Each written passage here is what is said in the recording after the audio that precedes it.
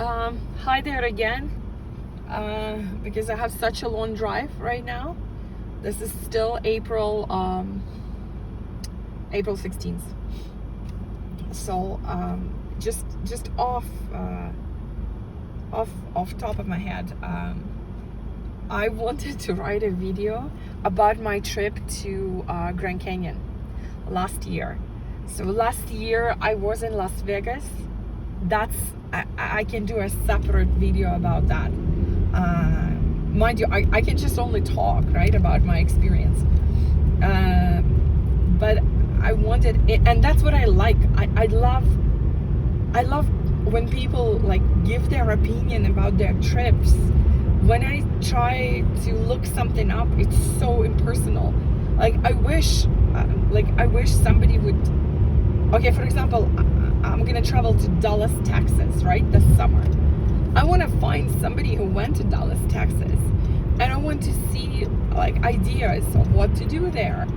And I can't usually find this personal experience. Sometimes I find like travel bloggers, which is great, but I want like a regular person experience who will tell me, okay, go there, this is not too expensive there, or park there if you want to see this, and like real life advice, I don't know, real life hacks about the place where I'm going. So this video is about the place that struck me absolutely. So last year we went to Las Vegas for 4 days, and one of those days we went to Grand Canyon. So we rented a car because in Las Vegas by the way guys, in case it's gonna take me another 6 months to do a video about Las Vegas, when you travel to Las Vegas, you just Uber from the airport. There is no point in renting the car because it's so expensive to park, and you will Uber everywhere there anyway. So we're not renting the car, but for the Grand Canyon trip, we had to go back to the airport and rent a car. And by the way, we are Canadians, Canadian passport, right, citizens. So we showed up with the driver's license. So we left the hotel, we Ubered to the airport. The car is booked, right? We get the car, we're trying to check out of the rental parking lot, and we can't because we only have Canadian driver's licenses, and you need basically a passport to check out the car there. So some rules have changed. So make sure you bring your passport if you're not a US citizen. Because my partner was in shock because usually it always, I don't know, it always works for him. So anyway, we had to Uber back to the hotel, grab a passport, and then finally we are off in the car driving to Grand Canyon. The drive, from everybody who goes to Las Vegas, I encourage you to book that day for Grand Canyon and don't book anything else. You need a full day. We had blackout dining booked that night and we had to rush, and this is our regret. We should have stayed all the time in Grand Canyon. And it was my March break as well, right? So it was March break for the schools. So March break for the schools. So it wasn't that hot. You need like a light jacket there. So the drive was absolutely breathtaking. The mountains, the highway, the roads are amazing. So the drive was amazing. And then as you start, like, it's all in the desert, right? You see tumbleweed. I've never seen a tumbleweed in my life. And I saw tumbleweed. We stopped to get a bite to eat.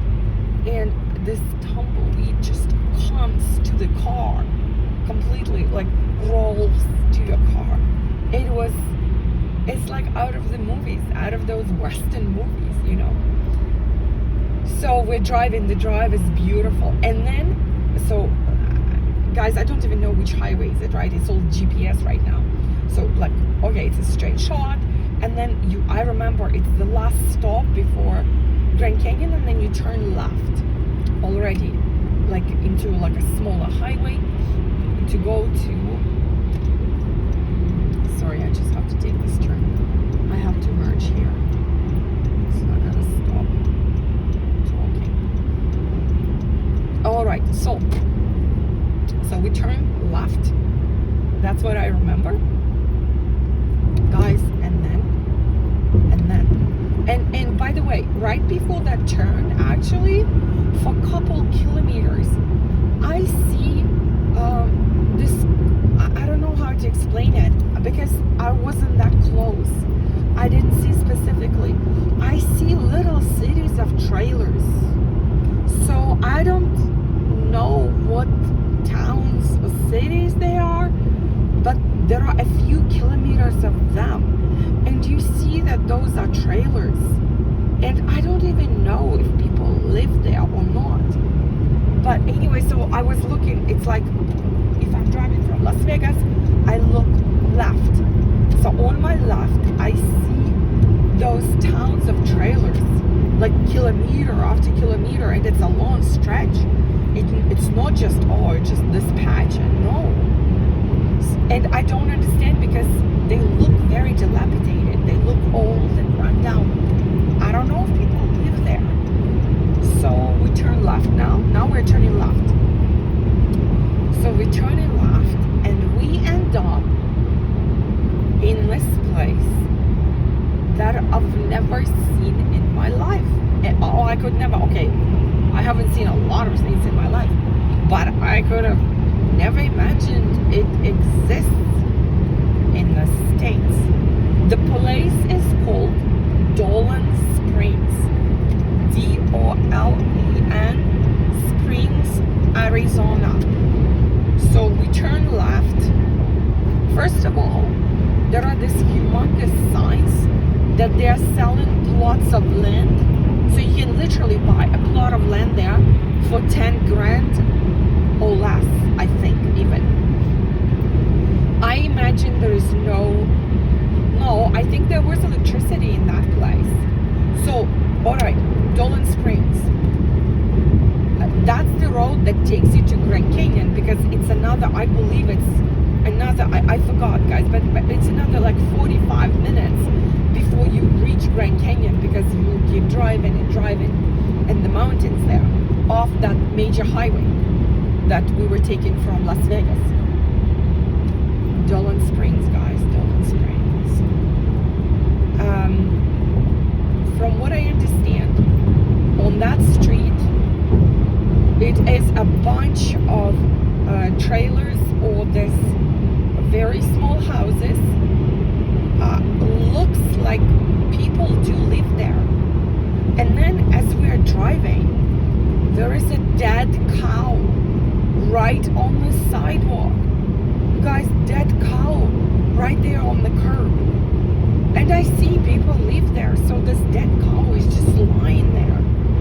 And then next traffic light from the dead cow, literally, is the school. And the school looks okay.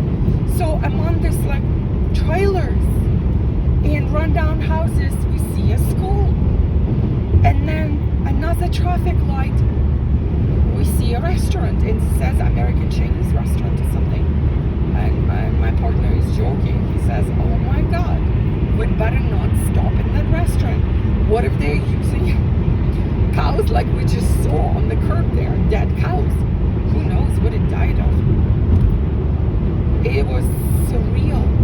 If anybody ever goes to Grand Canyon, I feel like if we had more time, we were in a hurry. First in the morning, you are in a hurry to see Grand Canyon.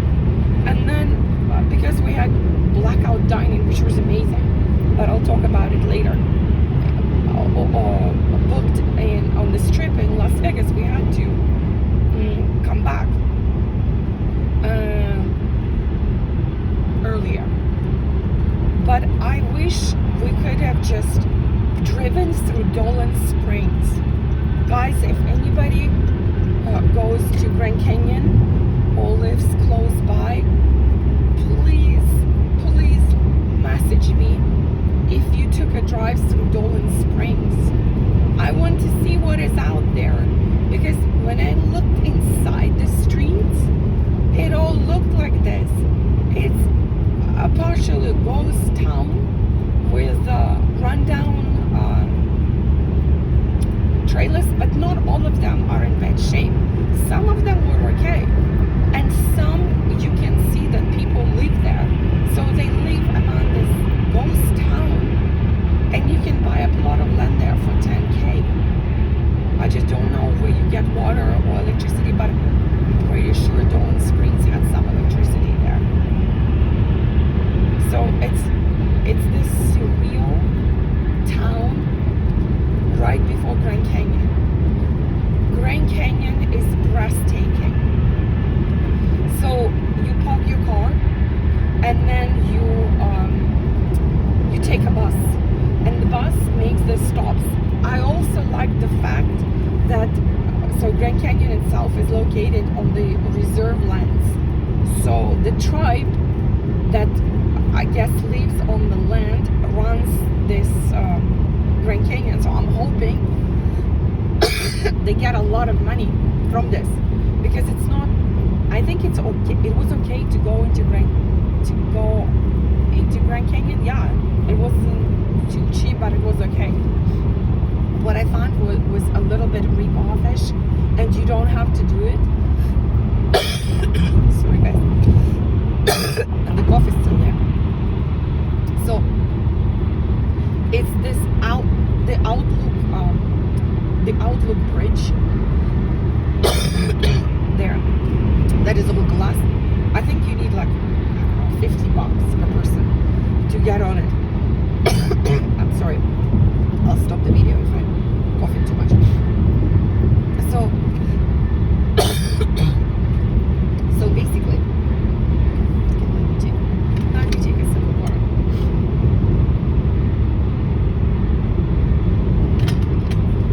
It's me talking. I guess I can't talk for a long time. So, as I said, that Outlook Bridge that costs $50, you don't have to do it. Rip off. Everything else, you just have to go and see it. And because we did that Outlook Bridge, right? That's what I'm saying. It was, first of all, it was raining. It was $50 to literally walk around. Yes, it's amazing to like walk on the glass bridge there, but you won't miss anything if you skip it. And $50 or $100 if you're together plus. So what struck me actually when we were lining up to get onto that Outlook Bridge is the story of that tribe from the past. Horrendous story from the Golden Rush, when I guess they were mining gold there, and they literally relocated. Is it me? Strange smell in my car. I don't know, guys.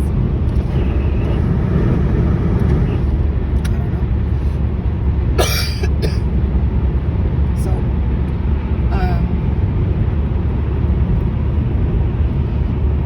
I hope nothing is burning, guys. So basically, there was a story on the walls when you are lining up to get onto that Outlook Bridge about this tribe that is right now running this operation, I guess. But this story from the gold rush, I guess late 19th century, when they relocated the whole tribe, and I guess the soldiers took the tribe and literally put them somewhere else, and how it's literally on the walls there, like a piece of painful history. Like lots of women were raped and killed, and lots of men were killed while the soldiers were relocating this tribe. Painful part of American history that everybody is reading there, hopefully, who is lining up to get there. Oh, and the interesting part was that you're not allowed to bring any metal because the bridge is all glass, so you can't drop a key or cell phone. You put everything into a locker there, which was interesting, cell phone including. You can't bring a cell phone out there. And there was a photographer for, I don't know, 30, 40, 50 bucks, something like this. Can do a little pictures for you, which we did as well. And I mean, they didn't look that nice because the weather was awful. It was raining and my hair was in my face, but we got the pictures. And then we started walking, and there are two parts at Grand Canyon. This part was an outlook bridge, and there is a second part on that bus tour that I liked even more. I think there was a coffee shop and a gift shop there as well. And you just go there. Basically, you go there and sorry guys, I'm virgin here driving on the highway. And you walk around, and these people, guys, you have the drop of, I don't know, hundreds of meters down there. So one step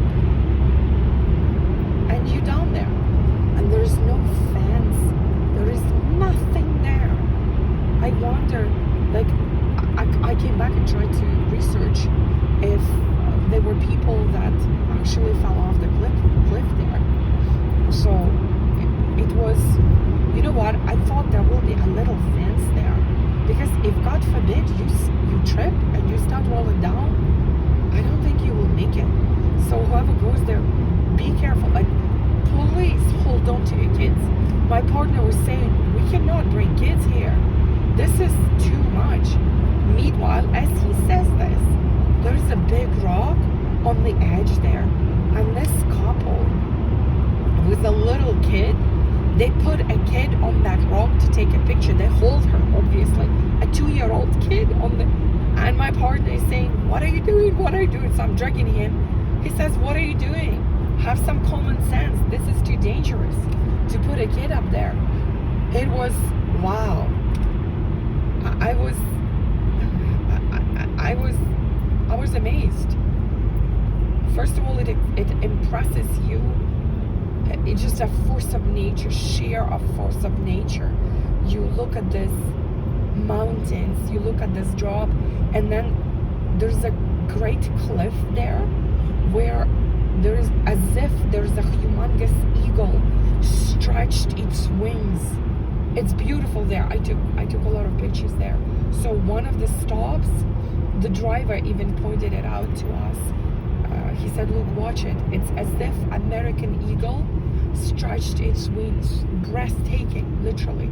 And then what we regretted not doing, because we were rushing to go back to Las Vegas for the blackout dining, we did not stop